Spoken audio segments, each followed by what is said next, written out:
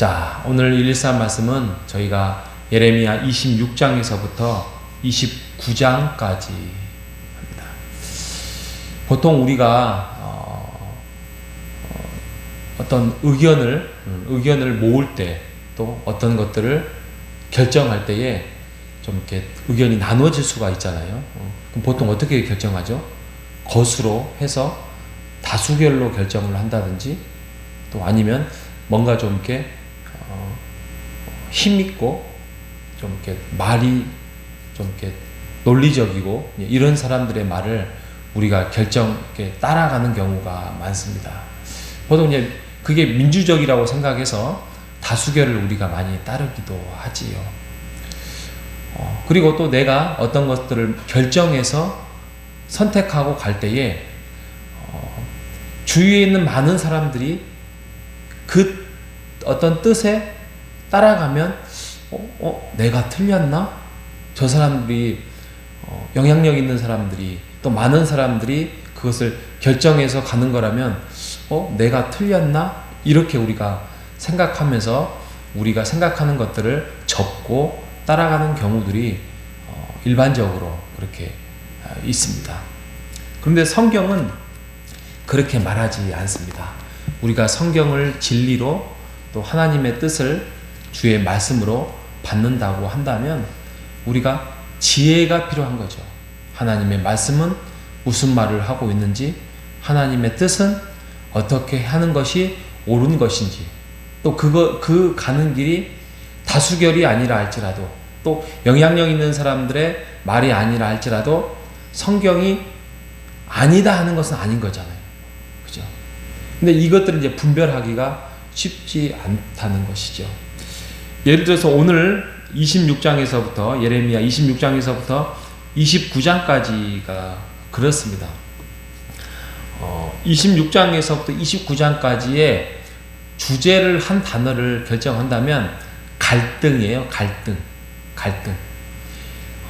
예레미야는 본인이 나는 아이라, 나는 말을 잘 하지 못한다. 그래서 하나님께서 자기를 불러주지 말기를 바랐어요. 그런데 하나님께서 아니다. 내가 너를 세웠다. 그리고 내가 전한 말을 그대로 전하기만 하면 된다.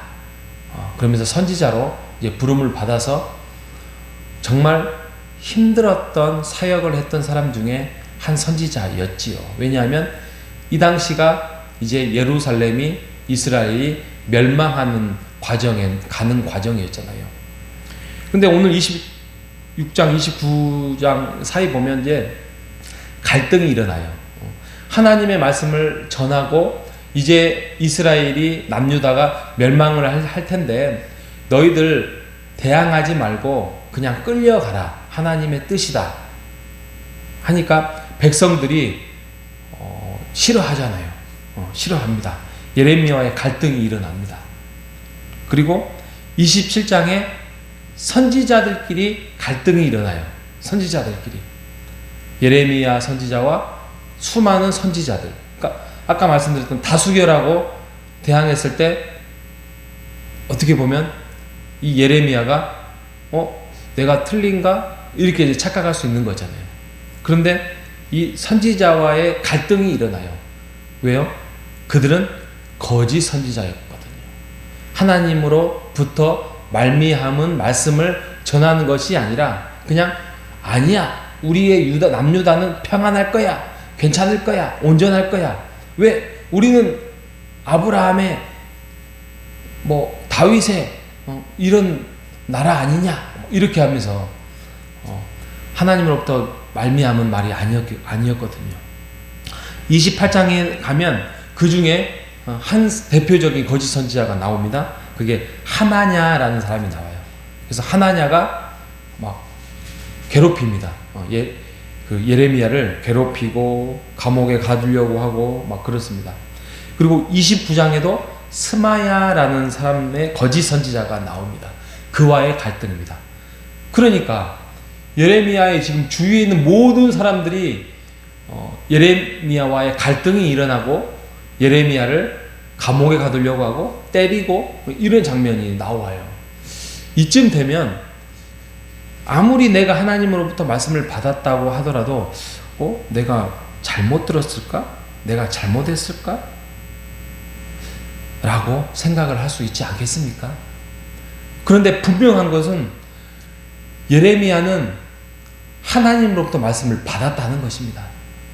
받아서 그대로 지금 유대를 향해서 선포하고 전하고 있는 것입니다.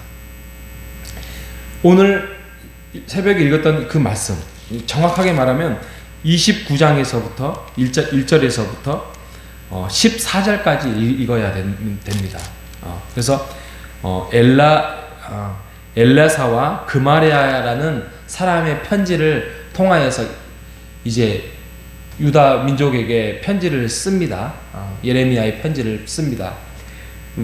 이게 무슨 말씀이냐면, 너희는 예루살렘에서 이제 바벨론으로 끌려갈 때에 그곳에 가서 무슨 독립운동을 한다든지, 너희의 목숨을 걸고 대항을 한다든지, 싸움을 한다든지 그러지 말고 그대로 하나님께서 허락하셨기 때문에 바벨론으로 이끌려가라. 이끌려가서 거기에서 불평하고 한탄하고 눈물 짓고 대항하고 그러지 말고 그곳에서 집을 짓고 텃밭을 가꾸고 열매를 먹고 아내를 맞이해서 결혼도 하고 자녀도 낳고 또 너희들의 자녀가 또 자녀를 낳고 그렇게 하고 또 너희들이 그곳이 이방 땅이라 할지라도 그곳에 너희가 살고 있는 집과 성읍을 향하여서 기도도 하고 평안함을 구하고 그렇게 하라.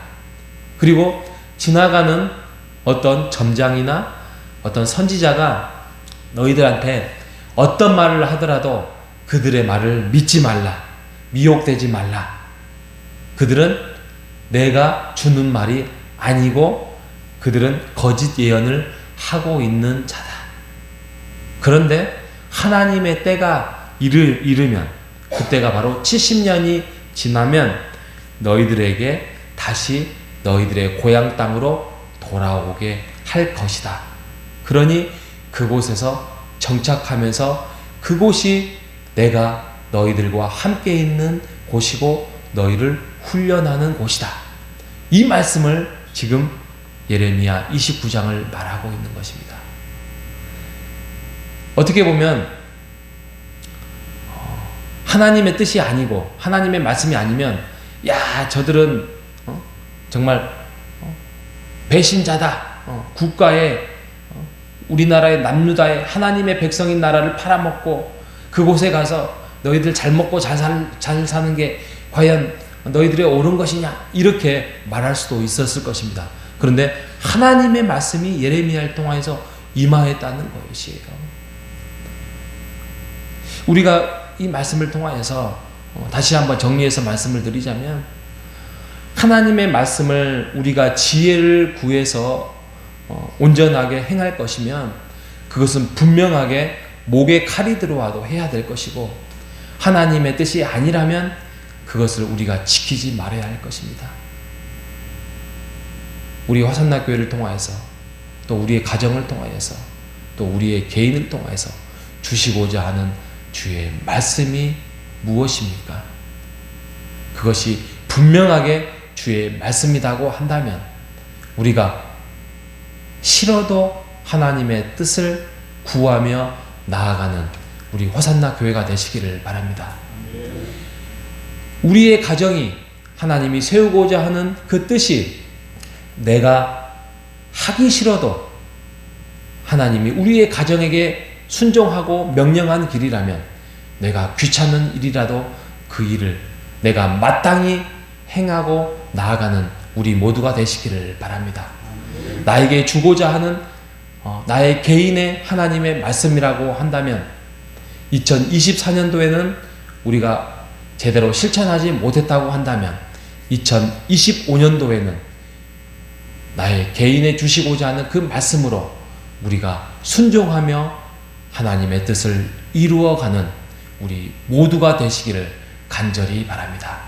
그러게 될 때에 하나님께서 우리에게 은혜를 주시고 이 이스라엘에게 70년이 차면 평안과 복으로 하나님이 그들을 이끌어 가신 것처럼 우리에게도 하나님의 뜻 가운데에서 진정한 행복과 기쁨을 맞이하게 될 것입니다.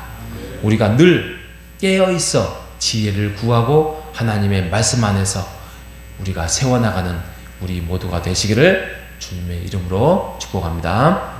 하나님 아버지 감사합니다. 예레미야의 말씀을 통하여서 주의 말씀이 임했습니다. 하나님, 그들은 나라를 팔아먹은 그러한 매국노가 아니고 하나님의 뜻을 구하며 그곳에 가서도 집을 짓고 텃밭을 가꾸고 결혼을 하며 자녀를 구하며 번성하며 평안을 구하는 삶을 살으라고 했을 때에 하나님, 그것이 순종하는 것이 하나님의 뜻임을 우리가 다시 한번 살펴볼 수 있어서 감사합니다. 하나님, 우리가 이 땅을 살아가면서 2024년도도 우리가 뒤를 돌아보면 부족한 부분이 많았고 또 순종하지 못했던 부분들이 많았을지언정 이제 2025년도에는 주의 뜻을 구하며 말씀 안에서 기도 안에서 하나님과 함께 동행하며 살아갈 때에 우리가 마땅히 순종할 것은 분명히 하나님의 뜻이라고 한다면 우리가 순종하며 따르는, 그래서 우리 호산나 교회도 복을 받고 우리의 가정이 복을 받고 우리의 개인이 복을 받는 2025년도를 준비하는 한 달 남은 이번 한 달이 될 수 있도록 인도하여 주시옵소서. 살아계신 예수님의 이름으로 기도합니다. 아멘.